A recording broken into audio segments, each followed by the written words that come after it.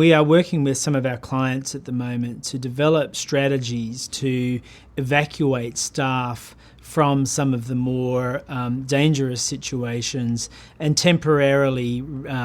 place them somewhere where they're safe and where they're able to continue with their business operations. So an example of this is at the moment dealing with a couple of clients who are looking to move staff out of parts of the Middle East, and not only their expatriate staff, but most importantly their local national staff. And so we need to look at really four elements of the strategy. The first is, in an emergency situation, where can people actually go, where they can travel freely and without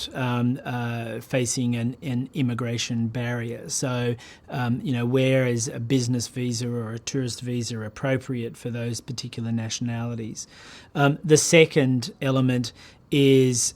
if it is a longer term situation and they may need to relocate staff for a longer period, looking at work permits and the processing times for work permits for key staff to be able to continue the operations of the company in a different location.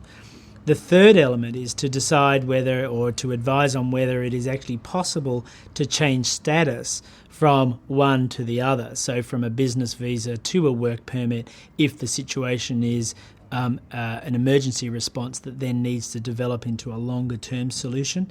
And then the fourth is advisory work, where we deal with the government agencies in looking for any sort of short-term concessions with appropriate safeguards to be able to move key staff